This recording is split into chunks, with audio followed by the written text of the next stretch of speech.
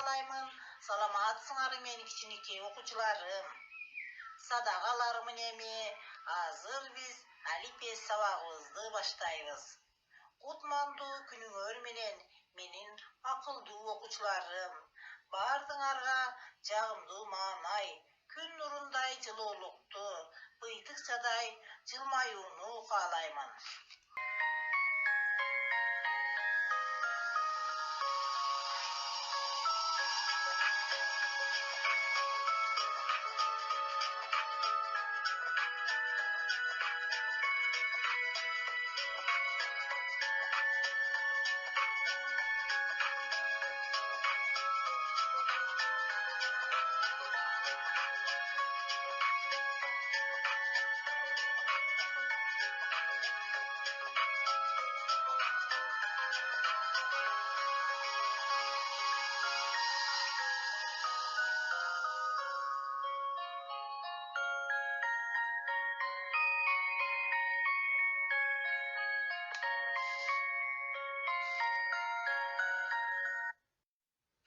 Азыр сабакка алтын эрежени кабыл алабыз. Экранга жакын отурабыз. Сабакка көңүл бурабыз. Тынчтыкты сактайбыз. Жоопкерчиликтүү болобуз. Тапшырмаларды убагында аткарабыз. Балдар, өткөн сабакта үйгө эмне тапшырма берилген? Туура азаматтар, макалдар жана таанышмактар кана кимдер айтып берет? Азаматтар, эң сонун айттыңар. Азыр баардыгыбыз анда дебесем, макалдарды кайталап көрөлү. Алтын жерден чыгат, баатыр элден чыгат. Адам эмгеги менен даңктуу. Акылдуу бала элпек, акылсыз бала тентек. Аганы көрүп ин өсөт, эжени көрүп сиңди өсөт. Жалкоого шылтоо көп. Эми таашмактар. Кээде окмуш жарымы жок, кээде такырдайны жок. Кээде кескен дарбыздай, кээде ороктой сабы жок. Бул эмне балдар? Туура айтасыңар. Ай. Экинчи таашмагыбыз. Түндө бар, күндүз жок, асманда бар, жерде жок. Бул эмне? Туура. Бул жылдыз. Асман ыйлап шолоктоп, көзүнөн жаш төгүлдү. Суусап турган эгиндер колпунуп кооз көрүндү. Бул эмне? Туура. Балдар, биз үйгө берилген тапшырманы кайталап алдык. Азыр анда десем дагы бир нече таашмактарды айтып көрөйүн. Ойлонуп көргүлөчү. Абайла, ага тийбе. Үстү толо ийне. Балдар, бул таашмактын жообу эмне? Туура азаматтар, бул таашмактын жообу кирпи. Экинчи таашмакка көңүл бурабыз. Узун экен кулагы, узун арткы шыйрагы, абдан коркок жаныбар. Айткылачы, бул кайсыл жаныбар, балдар? Бул коён. Азаматсыңар. Азыр анда дебесем, бүгүн алифбе сабагынан коён менен кирпи деген теманы өтөбүз. Бул сабактын максаты биринчи биз коён менен кирпи деген тема менен таанышабыз. Ага мисалдарды келтиребиз. Экинчи, коён менен кирпи жөнүндө маалыматтарды алабыз.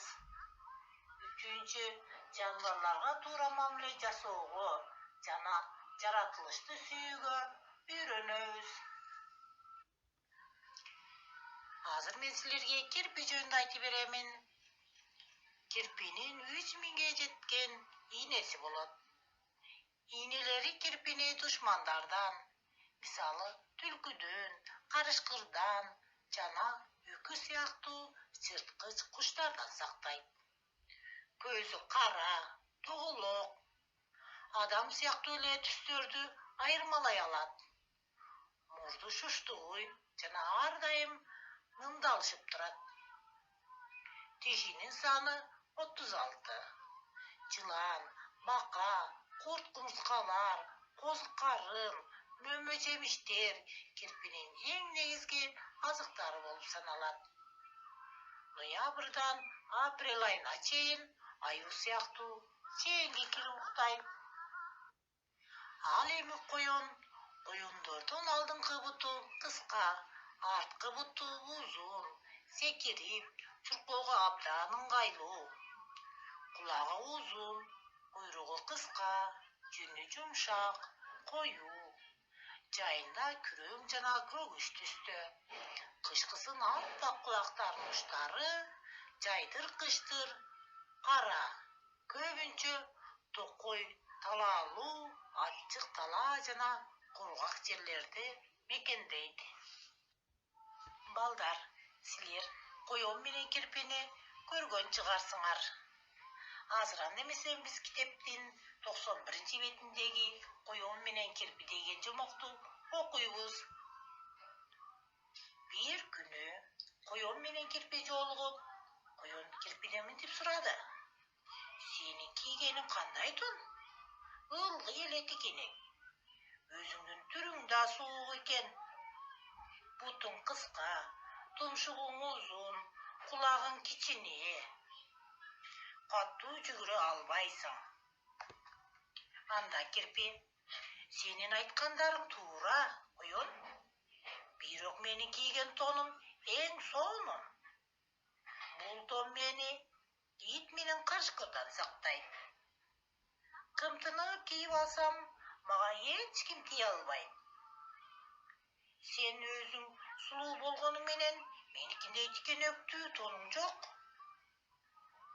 Үстүңдөгү териң жука. Душмандан сактанууга сенин ак тонуң жарамдуубу?" деди. Коён кирпиге: "Ырас, сеники, досум.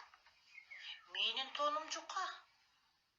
Ит менен карышкырдын тиштери батып кетет.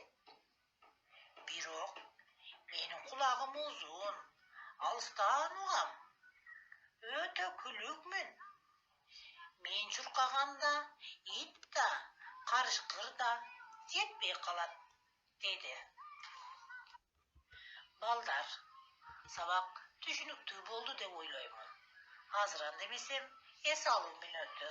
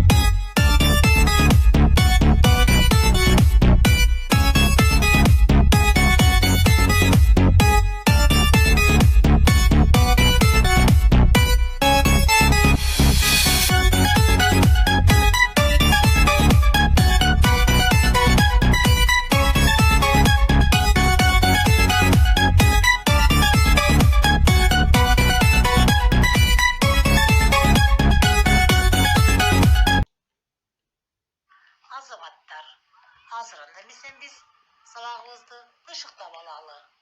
Ал үчүн биз кирпи менен коёнго класстер түзүп көрөлү. Жакшы азаматтар, кирпи бул көзү тоголок, ийнелүү, чейинги кирип уктайт, мурду шуштугуй, 36 тиши бар. Ал эми коён куйругу кыска, алдыңкы буту кыска, арткы буту узун, кулагы узун, секирип чуркоого абдан ыңгайланышкан, жүнү жумшак. Жакшы азаматтар, бүгүнкү сабак түшүнүктүү болду деп ойлоймун. Анда эмесем үйгө тапшырма коён менен кирпи жомогуну окуп айтып беребиз. азаматсыңар. Көңіл бұрғаныңар үшін рахмат.